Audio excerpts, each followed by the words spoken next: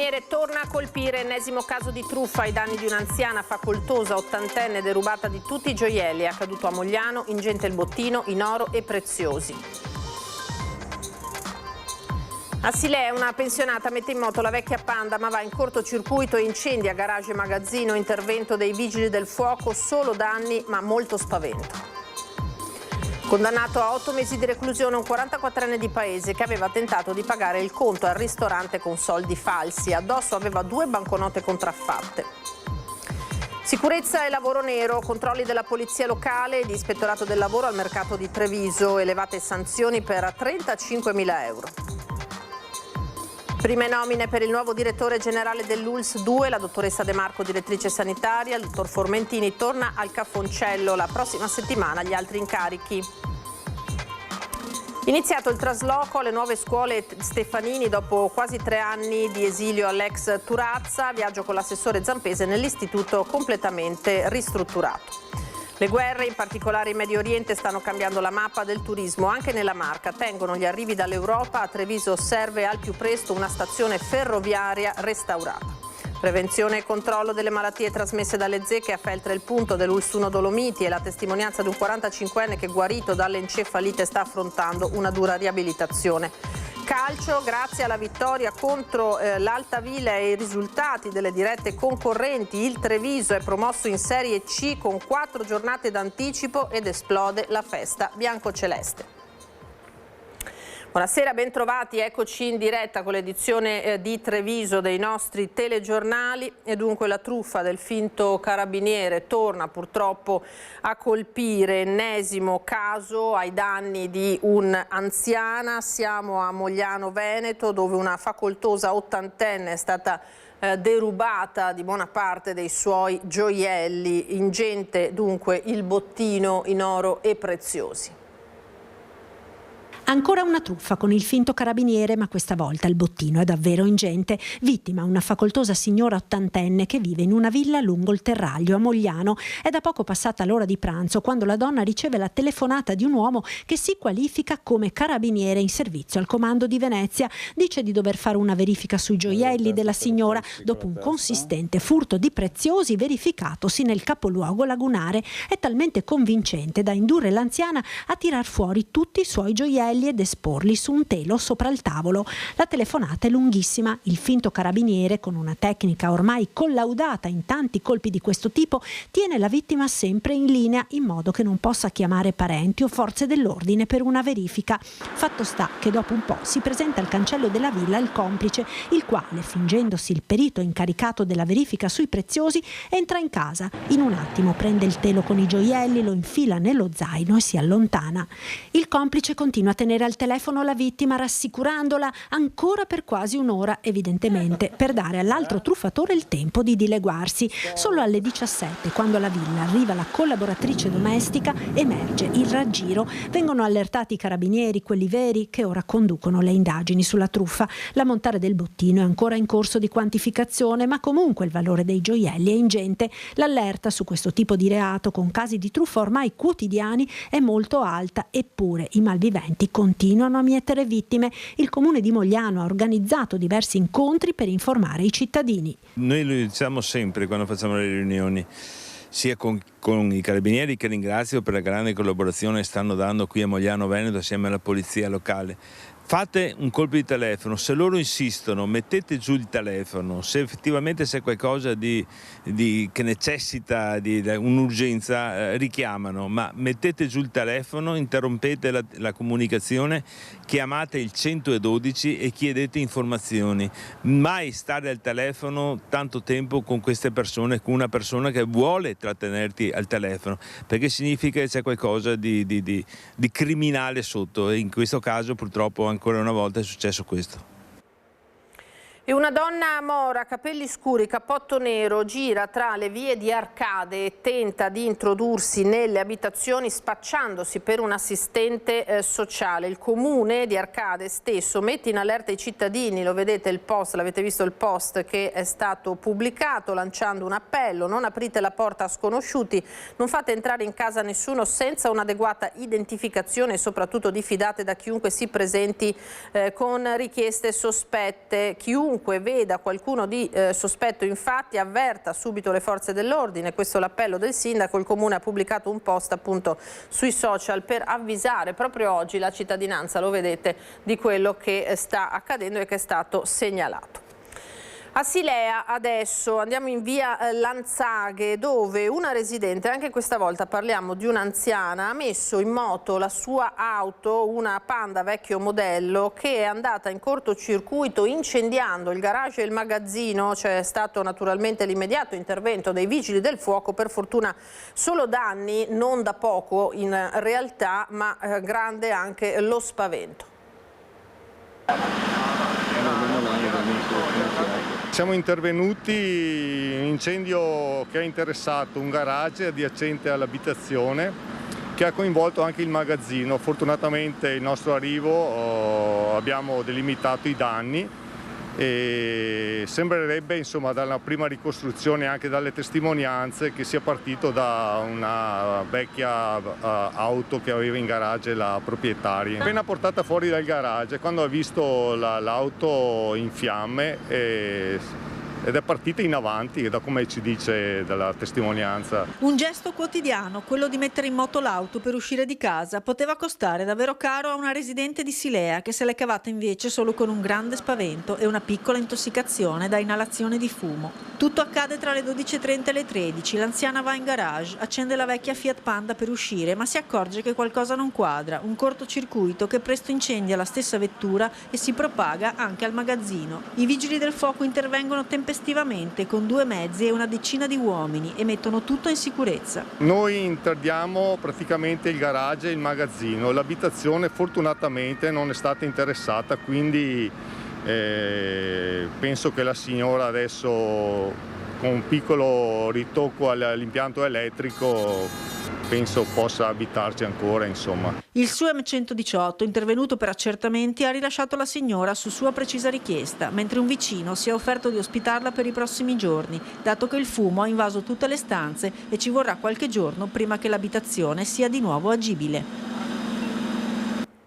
Scivola per una trentina di metri in un canale innevato, escursionista 37enne di Casier recuperato dall'elicottero del SUEM di Pieve di Cadore. L'uomo era partito a piedi con un amico dal centro didattico Valpora in direzione Rifugio Bassano. Quando ha perso l'equilibrio iniziando a scivolare sulla neve ghiacciata è riuscito a fermarsi contro una pianta alcune decine di metri più in basso, senza fortunatamente riportare conseguenze. Non essendo però in grado di risalire e temendo di scivolare nuovamente a valle, ulteriormente a valle, ha chiesto aiuto alla centrale del 118.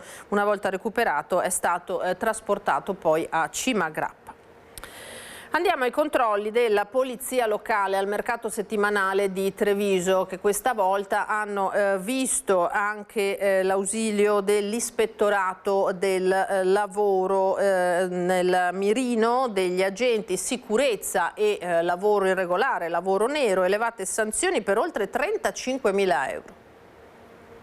Sono 7 gli ambulanti finiti nel mirino della polizia locale e dell'ispettorato del lavoro. Per 5 operatori risultati irregolari è scattata la sospensione dell'attività, provvedimento che sarà revocato una volta completata la regolarizzazione delle violazioni riscontrate. Complessivamente le sanzioni elevate superano i 35.000 euro. I controlli scattati nei giorni scorsi puntano a contrastare il lavoro nero e sicurezza. Non è solo un lavoro, quest'ultimo che abbiamo fatto di ispezioni rispetto al mondo del lavoro, ma è anche l'applicazione di alcune regole previste dal nuovo regolamento comunale sui mercati e le fiere, con il quale lavoriamo ormai da inizio settembre dell'anno scorso e per il quale ci teniamo molto rispetto alle regole, in quanto portano sicuramente a una maggior qualità del mercato tutto.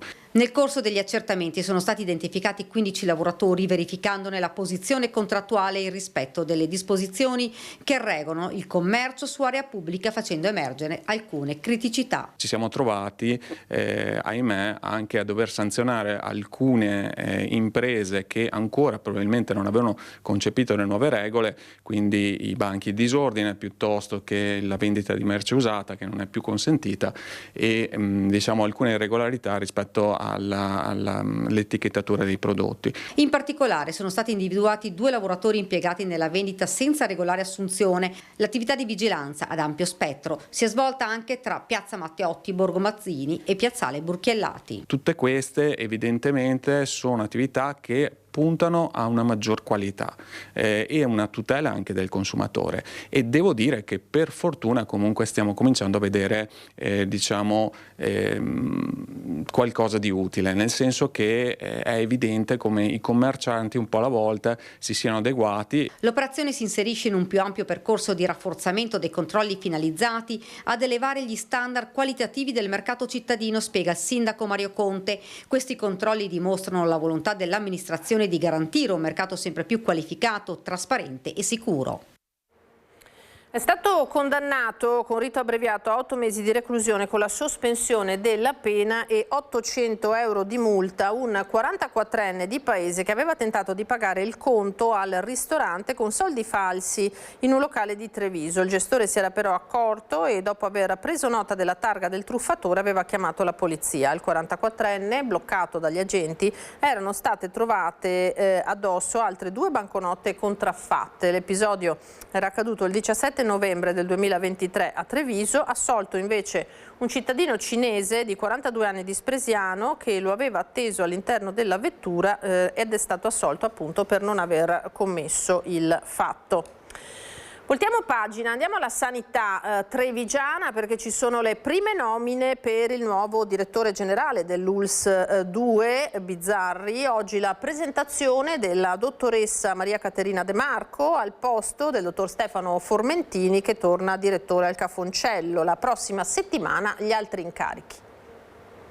È un incarico molto prestigioso, io però sono molto onorata di tornare quasi a casa perché avevo iniziato i miei primi passi professionali proprio nella vecchia ULSS 9 di Treviso, quindi per me è un onore. Ovviamente ringrazio il direttore generale che mi ha onorato di questo incarico e poi mi metto a disposizione dei cittadini, dei professionisti per i loro bisogni con l'entusiasmo e con la determinazione che mi contraddistinguono. Origine calabrese ma veneta di adozione, la dottoressa De Marco arriva a 19 anni a Padova per studiare e da allora il Veneto è la sua casa. Dopo l'esperienza a Treviso ha coordinato la sanità bellunese, non ultimo anche il tavolo per le Olimpiadi e Paralimpiadi di Milano Cortina, e farà del suo ufficio un punto sempre aperto per le criticità da affrontare. Quando si percorrono degli obiettivi non è l'unico che raggiunge l'obiettivo, si è sempre in tanti e si è insieme, quindi per me il lavoro di squadra è molto molto importante e poi sono abituata a tenere la porta davvero dello studio sempre aperta, quindi chiunque vuole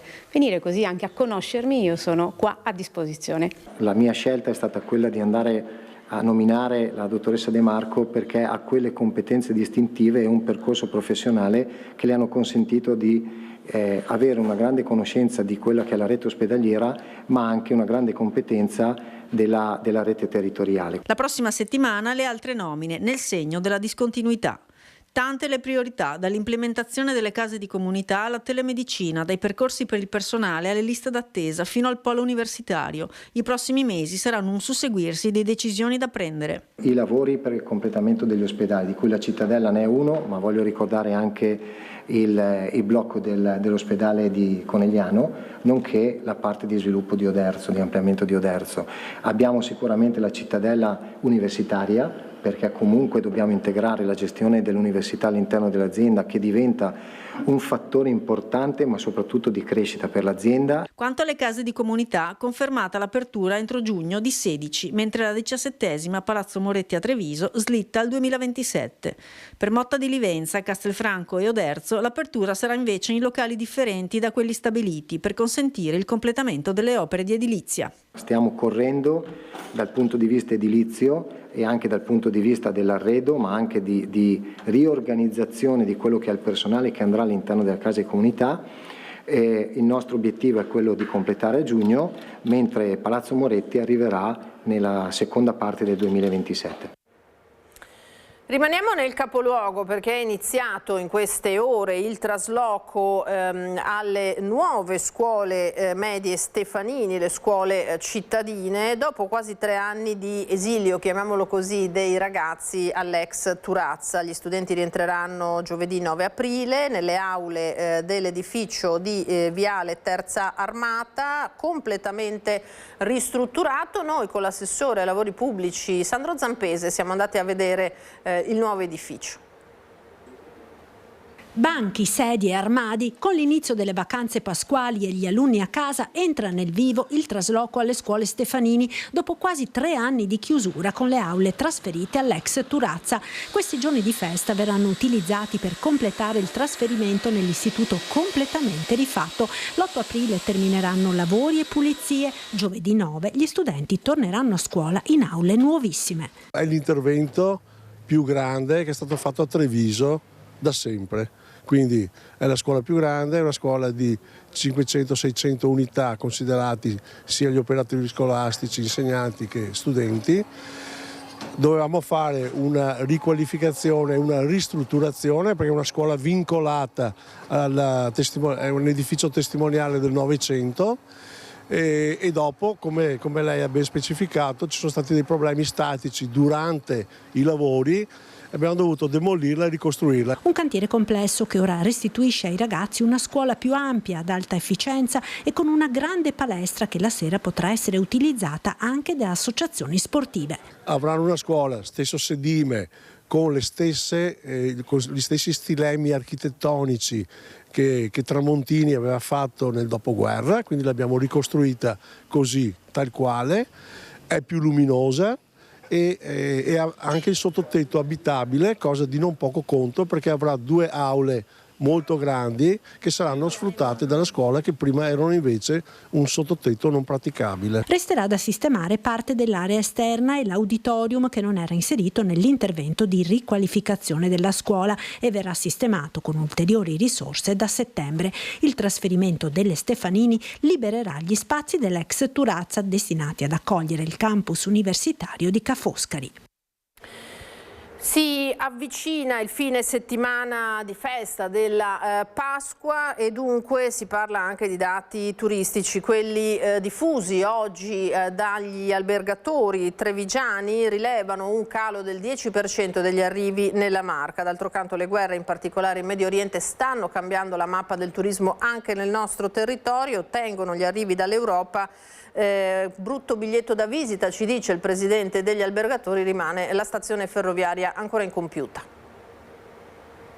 La Pasqua quest'anno è all'insegna dell'insicurezza, dell'incertezza, come anche un po' tutta la stagione a venire. Gli effetti negativi delle guerre in corso, anche sul turismo e sulle strutture ricettive della Marca, potrebbero essere pesanti se il conflitto in Medio Oriente dovesse durare a lungo. Una Pasqua quest'anno, abbiamo visto in provincia di Treviso, è leggermente al di sotto rispetto all'anno scorso, passiamo di un 8-10%, però stiamo confidando, stiamo vedendo che questi ultimi giorni, grazie al tempo, e le prenotazioni stanno entrando. A Pasqua si mettono in viaggio soprattutto gli italiani, quindi si può confidare anche in partenze dell'ultimo minuto. Alcuni rinviano per il caro carburante. Nella Marca comunque tutte le destinazioni funzionano, dai luoghi del Prosecco a Treviso, con tutte le sue offerte culturali di questo periodo, con il punto debole della stazione. Aspettiamo solo la stazione, così avremo finalmente anche una bella stazione. Non lo so quanto abbia penalizzato come arrivi, ma sicuramente non è un bel biglietto da visita, per cui bisogna che sia sistemata al prima possibile. Intanto in queste ore entra in vigore l'obbligo di avere polizze assicurative contro le catastrofi anche per le strutture ricettive medie e piccole. È un aggravio economico che si va a aumentare a quello del caro bollette, che ci farà pesare notevolmente, soprattutto in un momento in cui anche il turismo è in crisi e i prezzi per attrarre non possono essere aumentati, ma sono assolutamente buoni ed interessanti.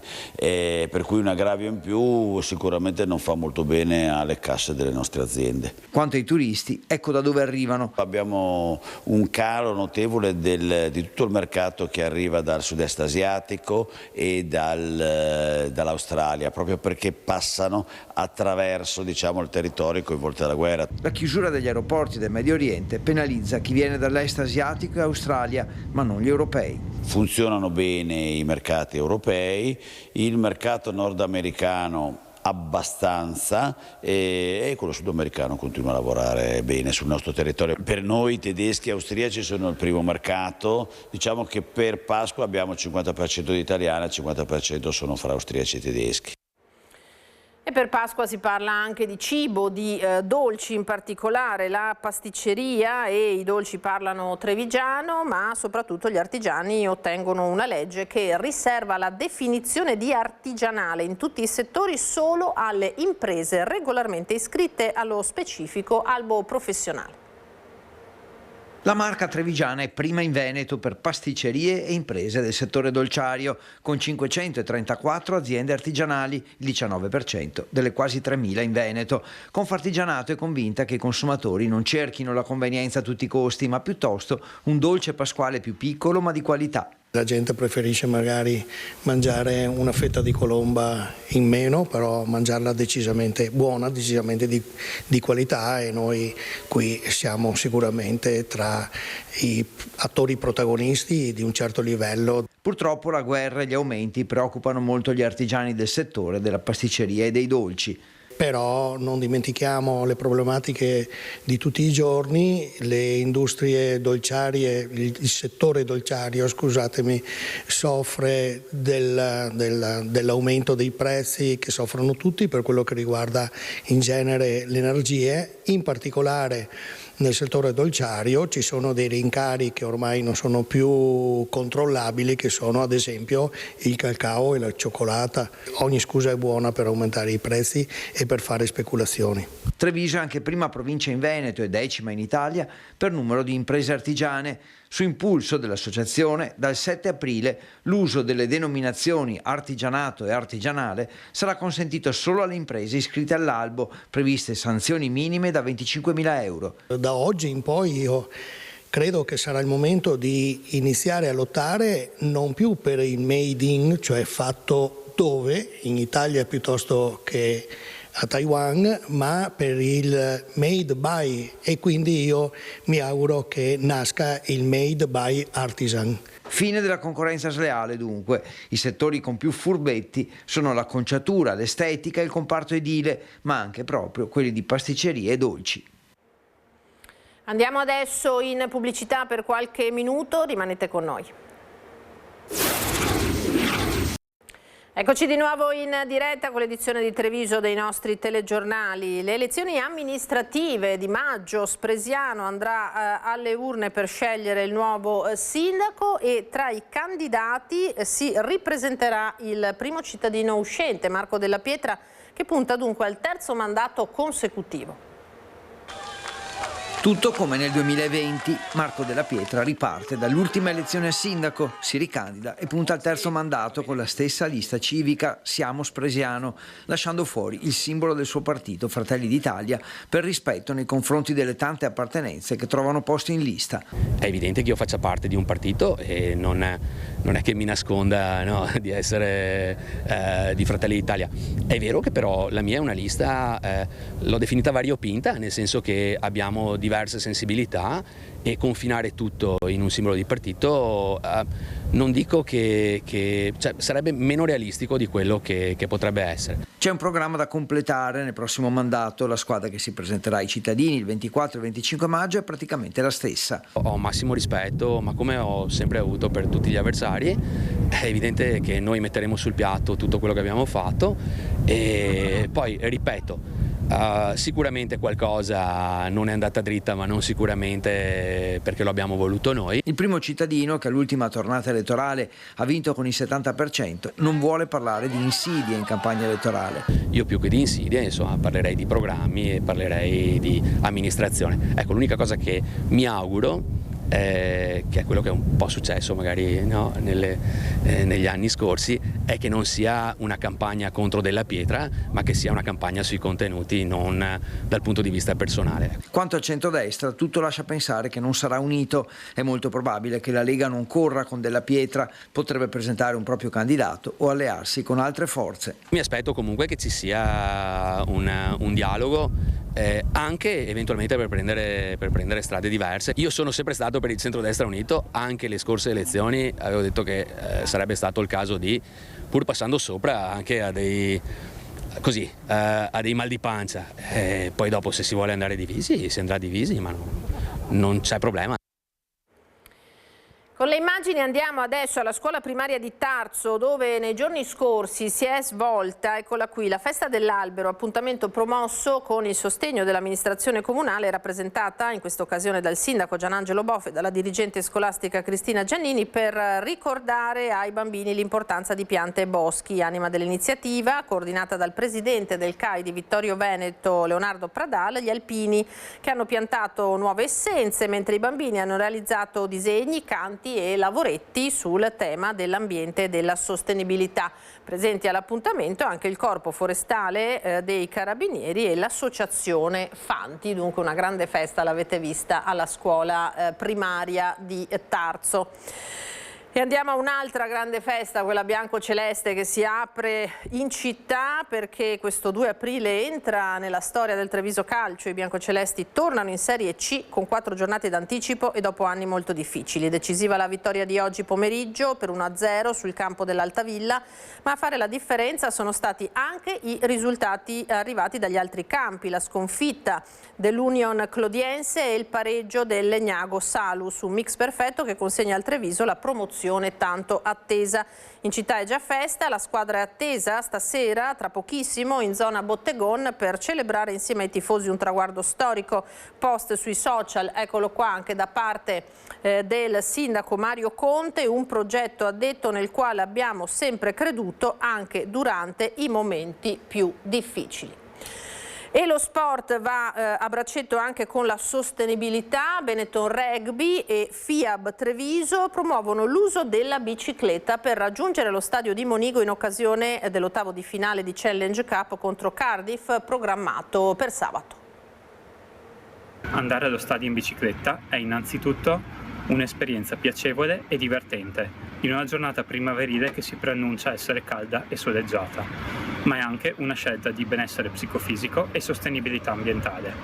E infine c'è anche la questione della comodità del parcheggio, proprio di fronte all'entrata dello stadio, nell'area per le biciclette predisposta da FIAB, occupando 1/10 dello spazio necessario per un'auto.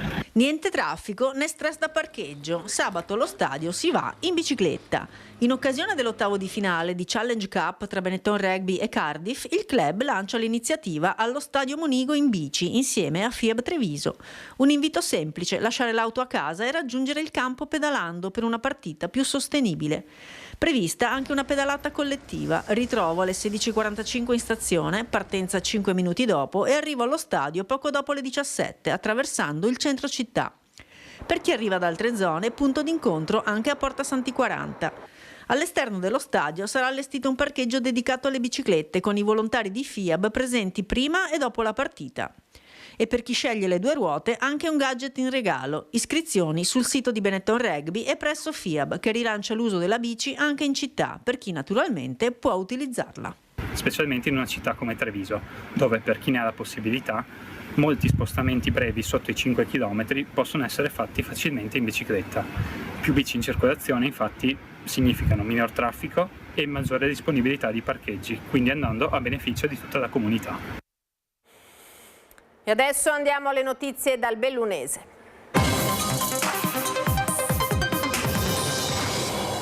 Il neopresidente della provincia di Belluno, Marco Staunovo Polacco, ha prestato giuramento questo pomeriggio davanti ai consiglieri provinciali. Già fissate le elezioni per il rinnovo del Consiglio provinciale, che si svolgeranno il prossimo 17 di maggio.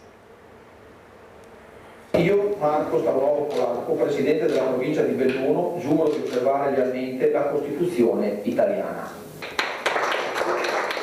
Alle 14.30 Marco Staunovo polacco ha prestato giuramento di fedeltà alla Costituzione nella Sala Consiglio della provincia di Belluno e poco meno di un'ora dopo in Commissione Unica ha fissato la data delle elezioni che rinnoveranno il Consiglio provinciale. Si voterà domenica 17 maggio. Staunovo sarà il presidente delle grandi concessioni idroelettriche ma anche delle questioni tuttora irrisolte contenute in 3 mozioni depositate dalla consigliera di opposizione Cindy Manusci sulla tratta ferroviaria Ponte Calalzo, sul Maserot e le o la centralina sul Vajont. La tematica delle grandi concessioni, su questo concordo con la consigliera Manusci, è un tema assolutamente da affrontare nell'immediato. Ritengo che il consorzio possa dare assolutamente una mano a quello che è il ruolo della provincia e quindi credo che la sinergia anche in questo caso fra gli enti territoriali sia indispensabile da affrontare. Manusci si è spinta oltre chiedendo a Staunovo di sbloccare lo stallo della provincia che non fa bene né all'ente né ai cittadini e di guardare positivamente alla dinamicità politica che ha caratterizzato il mandato del Consiglio provinciale uscente. Ritengo che alcune tematiche vadano affrontate insieme e possibilmente trovata una sintesi, magari con visioni diverse di partenza ma poi con una sintesi definitiva su alcune tematiche. Su altre tematiche ci saranno delle inconciliabilità e quindi andremo avanti con ognuno per la propria strada a maggioranza come la democrazia vuole. Chi proprio ha voluto marcare la distanza è stato il consigliere di maggioranza Alberto Peterle in quota Forza Italia. Questa divisione non ha fatto il bene del territorio e mi auguro che questa cosa non succeda più nel prossimo, ha affermato, scoccando un dardo avvelenato nei confronti della collega Manusci. Fa una cosa che io non riesco a fare e non sono capace di fare, ovvero parlare per 10 minuti dicendo molto poco. Rumors danno Alberto Peterle in pole position al prossimo Consiglio con il sostegno incondizionato di Fratelli d'Italia, pronto a mettere da parte l'infaticabile Massimo Bortoluzzi, resistente quanto scomodo. L'ULSS 1 Dolomiti invece ha rinnovato l'appuntamento che fa il punto sulla prevenzione e il controllo delle malattie trasmesse dalle zecche. Borrelia e la temutissima TBE, ovvero l'encefalite, le cui conseguenze possono essere drammatiche. A testimoniarlo questa mattina all'ospedale di Feltre la storia di un paziente attualmente in cura al centro riabilitativo di Lamon. È stato un percorso molto duro, sono stati passati 2 mesi in rianimazione e dopodiché pian piano il risveglio, iniziare a muovere qualche arto. Un percorso tutto in salita, iniziato a maggio dello scorso anno e tuttora in corso, inizialmente a rischio della vita, oggi con la prospettiva di un recupero funzionale dei deficit motori e cerebrali causati da una encefalite provocata da una puntura di zecca. 45 anni, Alberto Chele è originario di Frescada di Preganziol nel Trevigiano ma risiede da tempo a Borca di Cadore. Dopo 2 mesi di rianimazione, 7 sono stati quelli trascorsi all'ospedale di Motta di Livenza e ora è ricoverato alla Mon per la fisioterapia che lavora sul recupero della forza degli arti. L'indipendenza l'ho finalmente ottenuta e bisognerà continuare a lavorare ancora a lungo, il percorso è sicuramente lungo. La storia di Alberto Chele fa emergere la gravità spesso sottovalutata della puntura di zecca. 12 i casi di TBE diagnosticati in ULSS Dolomiti nel 2025, nessuno al momento nei primi 3 mesi del 2026, anche perché la stagione delle passeggiate nei boschi e nelle aree prative non è ancora iniziata. Il rischio però è altissimo, al pari dell'incidenza che è rilevante in provincia di Belluno rispetto alle altre province del Veneto. Fondamentale la vaccinazione. Questa vaccinazione è estremamente importante perché è l'unico modo per prevenire l'encefalite virale da zecche. È un virus che non ha una cura specifica e la vaccinazione è altamente efficace e effettuandola si può prevenire quasi al 100% il rischio di contrarre un'infezione di questo tipo. Per i residenti nel territorio dell'ULSS 1 dal 2019 la vaccinazione è gratuita, prezzo calmierato per il resto della popolazione del Veneto. La vaccinazione può essere iniziata in qualsiasi periodo dell'anno sapendo che necessita di un ciclo primario a 3 dosi prima di essere pienamente efficace, quindi ci vorranno comunque da quando è iniziata almeno 6-10 mesi per poter avere un'efficacia completa. Se d'estate venite su in montagna dalle parti lì, Cadore eccetera, vaccinatevi. Sicuramente meglio, vi evitate almeno questa trafila, questo iter che mi è capitato. Questa dunque la testimonianza. In Cadore si fanno intanto passi avanti per la messa in sicurezza della statale Alemagna colpita dalle frane della scorsa estate. L'ANAS ha avviato la conferenza dei servizi per un intervento atteso a San Vito di Cadore. Parte l'iter per mettere in sicurezza uno dei tratti più delicati della statale 51 di Alemagna. ANAS ha avviato la conferenza dei servizi per l'atteso intervento sul Rio Venco in comune di San Vito di Cadore, duramente colpito dalle colate detritiche dell'estate 2025. Il progetto, in fase di approvazione definito di medio periodo, punta a ridurre il rischio legato a nuovi eventi franosi attraverso l'adeguamento degli attraversamenti idraulici esistenti e la realizzazione di nuove strutture in grado di garantire il corretto deflusso dei materiali. Per evitare disagi alla circolazione durante i lavori è prevista una soluzione temporanea, una variante provvisoria lunga circa 300 metri che correrà a valle dell'attuale statale 51 di Alemagna.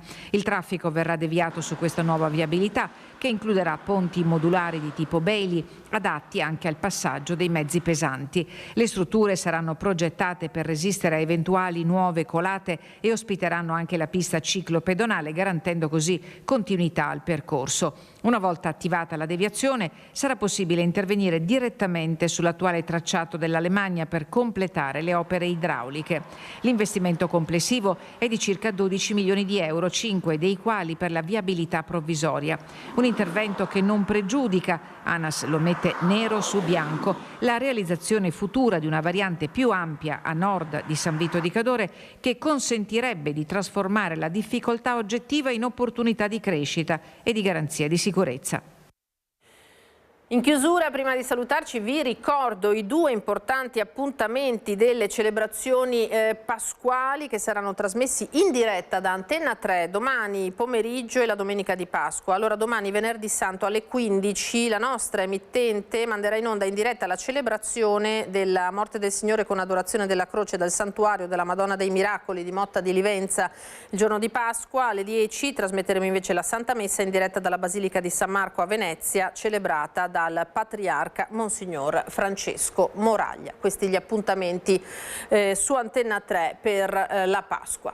A me non rimane a questo punto che ringraziarvi e salutarvi, vi lascio alle previsioni del tempo e vi auguro come sempre una buona serata. Arrivederci.